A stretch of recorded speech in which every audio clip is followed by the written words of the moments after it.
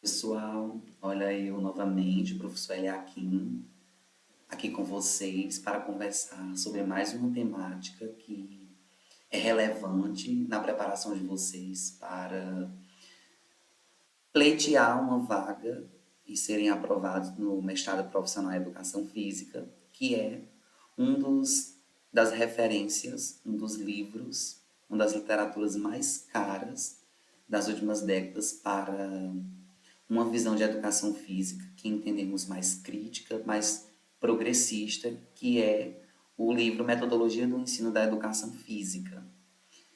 De antemão, eu informo-os que esta síntese, né, neste mapa mental, ele foi construído a partir de uma resenha da Aline Barbieri sobre o livro.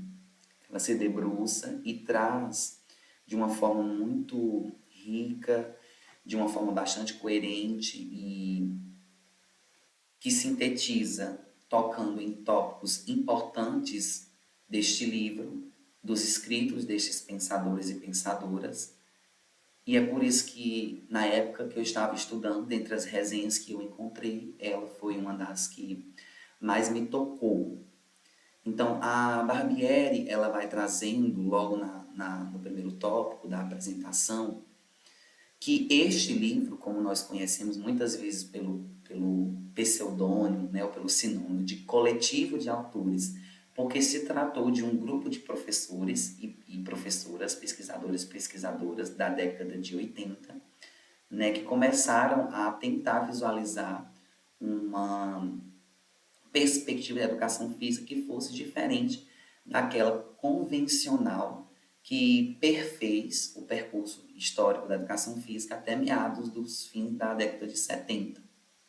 Ele foi publicado em 1992, este livro, e de lá para cá ele se tornou uma das referências magnas, importantíssimas para os professores e professoras, né, licenciados e licenciadas na educação física, que de alguma forma queiram, sobretudo, se aproximar do materialismo histórico dialético, né, este método de estudo da sociedade, de entender as relações humanas, como se baliza a constituição do conhecimento humano, dos seres humanos, da perspectiva no âmbito da educação e especificamente no âmbito da educação física. Então, esse coletivo de autores, eles propuseram uma nova forma de trabalho com a educação física, um novo modo de sistematização dos conteúdos da educação física, que até então não era concebida desta forma. É um livro que está dividido em 4 capítulos. O primeiro capítulo ele é nomeado de A Educação Física no Currículo Escolar, Desenvolvimento da Aptidão Física ou Reflexão sobre a Cultura Corporal. E eles trazem 5 subitens. No primeiro subitem, ele vai falar sobre as reflexões sobre o projeto político-pedagógico, que é um documento que eles e elas entendem como sendo balizador, norteador da prática pedagógica, de alguma forma, de uma prática pedagógica que tenha o entendimento intencional de uma produção de um sujeito, sociedade, de escola. Mas nessa perspectiva que eles trazem, esse projeto político-pedagógico, eles trazem uma pedagogia emergente nesse livro, que ficou bastante conhecido como a crítica superadora, que posteriormente outros autores até vai sistematizar e nomear de abordagem crítica superadora. Esta pedagogia emergente, nomeada de crítico-superadora, ela tem 3 características que balizam ela. Que ela é diagnóstica, porque ela lê os dados da realidade, então incentiva que os sujeitos que acessem a esta pedagogia possam partir da realidade, entender a realidade para, de alguma forma, alterá-la. Ela é judicativa, porque há um julgamento desses dados a partir de uma ética proveniente de interesses de determinada classe social. Então, nós sempre julgamos esses dados da realidade a partir de uma bagagem de classe social a qual nós pertencemos, que esta bagagem ela pode ser da classe proletária, da classe trabalhadora, que aqui podemos dizer que esse livro vem em defesa dessa classe em específico, como a partir do viés da ótica da classe dominante. E ela é teleológica porque ela tem um objetivo específico, que de alguma forma é a superação dessa realidade social balizada por desigualdades entre pobres e ricos, podemos assim dizer a grosso modo. Então, dentro dessa pedagogia crítico-superadora, diagnosticar a realidade que a escola está inserida, que a educação física está inserida é importante. A partir desses dados, fazer com que esses sujeitos julguem esses dados a partir do entendimento da classe social a que pertence. Então, esse entendimento é, sobretudo, de alguma forma, dar subsídios aos filhos e filhas da classe proletária para que eles possam ter um objetivo específico, que é a superação da estigmatização social a qual eles estiveram historicamente submetidos. Então, a partir disso, né, dessas discussões do PPP, há em vista as determinações de classes. O PPP ele vai representar uma intenção a qual o professor deve ser bem definida, uma intenção de educação, de escola e de sujeito que se quer formar. No segundo subitem, há uma concepção de currículo ampliado que estes teóricos e teóricas saem em defesa, onde o objeto do currículo é a reflexão do estudante a partir da sua capacidade cognitiva e intelectual. A função da escola seria uma apropriação do conhecimento científico, sistematizado, confrontando esse conhecimento científico com a realidade social dos alunos. A direção política da escola, ela constrói-se a partir de um eixo curricular, a partir de disciplinas nucleares do currículo, disciplinas específicas, respeitando uma dinâmica curricular que são balizadas em 3 pilares, que vai se relacionando ao conhecimento, à organização dessa escola. Então, destes pilares que essa concepção de currículo ampliado ela vai se constituindo a partir da perspectiva deste livro, Metodologia do Ensino da Educação Física, que emerge a pedagogia crítico-superadora. No terceiro subitem, nós temos os princípios curriculares no trato com o conhecimento que é definido por esses autores. É preciso que, ao tratar com os conhecimentos, com os conteúdos, que visualize a relevância desses conteúdos para a comunidade, para a sociedade, para os sujeitos envolvidos, se adeque esses conteúdos às características sociocognitivas de desenvolvimento desses alunos, que nem seja complexo, mas nem seja simples, a contemporaneidade, ou seja, que esteja atualizada ao universo situacional a qual se vive, de forma simultânea e espiralada, ou seja, historicizando, que entenda o conteúdo como sendo transitório, como mutável, a fim de que esse conhecimento simultâneo e espiralado possa dar ao aluno o acesso à totalidade do conhecimento. Então, você vai estudando sobre o esporte, partindo de algo mais simples e vai espiralando até ampliar algo mais complexo desse esporte. Que aí entra no subitem 4, que seria os ciclos de escolarização, onde esses teóricos, né, organizam não mais em perspectivas seriadas, mas em ciclos de escolarização, que seria o primeiro ciclo da organização da identidade dos dados da realidade, onde seria o foco fazer com que esses sujeitos pudessem formar sistemas relacionando as coisas que eles identificaram da realidade, verificando suas semelhanças e suas diferenças. Aí seria, se fosse analisarmos o contexto seriado, da pré-escola até a terceira série. O segundo ciclo seria a iniciação à sistematização do conhecimento, seria da quarta a sexta série. Aqui os sujeitos eles já seriam recobrados a capacidade de abstrair esses dados que eles obtiveram, relacionando complexamente essas coisas que eles encontraram. No terceiro ciclo seria a ampliação da sistematização do conhecimento, da sétima série à oitava série, fazendo, portanto, tomando uma consciência teórica desses dados, reorganizando a identificação desses dados da realidade mediante o pensamento teórico. Então, a perspectiva abstraída, ela passa a ser teorizada.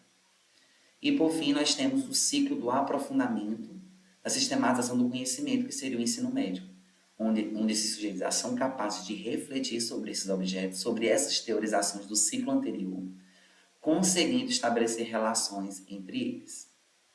Por fim, um quinto subitem ao confronto das perspectivas da educação escolar na dinâmica curricular. Então, a tendência da aptidão física, ela contribui historicamente para a defesa dos interesses burgueses e foi a tendência da aptidão física que marcou historicamente o cerne de estudo, o conteúdo, o conhecimento principal da educação física. A partir disso, eles buscam refletir a partir de um outro panorama, que seria o panorama da cultura corporal, uma reflexão pedagógica a partir dos conhecimentos socialmente produzidos, historicamente acumulados pela humanidade, que eles vão nomear de cultura corporal. Essa dimensão corpórea, ela entendendo que ela se materializa a partir da linguagem, vai se materializando a partir das linguagens oral, escrita, corporal, mediante o trabalho que os seres humanos vão criando e recriando e através de situações de poder, de relações de poder. O conhecimento ele é tratado desde sua gênese. O aluno ele entende-se como um ser que é histórico e é capaz de interferir na sociedade, cuja perspectiva da educação física visa contribuir para os interesses das camadas populares, fazer a solidariedade e a disputa pela cooperação. Nesta abordagem, a técnica e a tática até são visualizadas e, de alguma forma, discutidas, mas elas não são o fim. Elas são um meio para o desenvolvimento completo do aluno. O segundo capítulo da educação física escolar, na direção da construção de uma nova síntese, né, a definição da educação física, ela é apresentada como uma prática pedagógica da escola que tematiza formas de atividades expressivas corporais como jogos, esportes, dança, ginástica, capoeira, que é configurada em uma área chamada de cultura corporal. O terceiro capítulo, eles vão falar sobre a metodologia do ensino da educação física, a questão da organização do conhecimento e a sua abordagem metodológica. Então, aqui eles tratam que a metodologia do trabalho com os conteúdos deve partir de uma problematização do contexto sociocultural do aluno, em que eles entendem que só se faz legítimo em espaços escolares e que esses conteúdos trabalhados eles proporcionam ao aluno uma leitura histórico-crítica da sua realidade social, sendo historicizados e contextualizados, a fim de capacitar os alunos para relações dos conceitos e mediações trabalhadas em aulas com as contradições sociais vigentes. Então, a partir disso, o aluno seja capaz de relacionar os conceitos vistos, sistematizados pelo currículo, com as suas realidades vigentes. Essa organização e sistematização do conteúdo estariam, então, distribuídas, né, dentro de um tempo considerado como necessário à aquisição desses conhecimentos. E que no livro eles fazem uma análise mais minuciosa desse detalhamento. O quarto capítulo, eles tratam da avaliação do processo de ensino-aprendizagem e educação física. E percebe-se que a avaliação da educação física ela foi direcionada historicamente para um único referencial, que seria o paradigma docimológico clássico, né? Que seria dos exames, que seria dos resultados, da atribuição de notas, né? Com fins classificatórios e seletivos. Esse panorama de avaliação, ele dissemina e contribui para a evasão escolar da classe trabalhadora, porque não compreende as expectativas e as especificidades da classe trabalhadora. Então, os processos avaliativos determinados pelas teorias pedagógicas, elas acabam sendo frutos das necessidades concretas. A forma avaliativa atual ela é resultante da necessidade em atender à organização social capitalista. Então, essas avaliações pautam-se em reproduzir o capitalismo a partir da aptidão física, identificando talentos esportivos, entendendo o esporte como central e negligenciando o trabalho com os elementos da cultura corporal, visando o quê? O sentido meritocrático do esforço individual. Então, os testes e medidas acabam. E é isso que, neste livro, os autores vêm criticar, propondo uma avaliação do processo de ensino-aprendizagem e educação física de outro modo, que seja balizada em princípios como o projeto histórico, ou seja, qual é a sociedade que temos e qual queremos. As condutas humanas, ou seja, a partir de uma observação, de uma análise, de uma conceituação de elementos, que compõem a totalidade da conduta humana, possamos então estar expressando o desenvolvimento das atividades.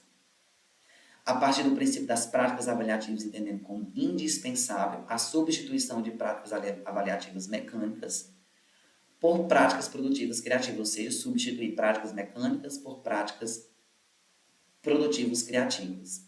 Um outro princípio seria as decisões em conjunto, ou seja, os alunos participarem do processo da avaliação. Que essa avaliação também seja demarcada por um tempo pedagógico necessário para a aprendizagem, ou seja, que respeitem o ritmo de aprendizagem de cada discente. E, por fim, que se compreenda criticamente a realidade, rompendo com o pensamento idealista, onde todos os estudantes são iguais, ou seja, dando lugar às estratégias de ensino que visam o desenvolvimento dos alunos em uma leitura, para uma leitura crítica da realidade, ampliando e aprofundando a compreensão deles acerca da sociedade e dos seus determinantes. De modo muito sintético, esta obra ela foi resumida aqui através desse mapa mental. Espero que ajude vocês nesta caminhada e estou torcendo muito pela aprovação de todos vocês. Um forte abraço.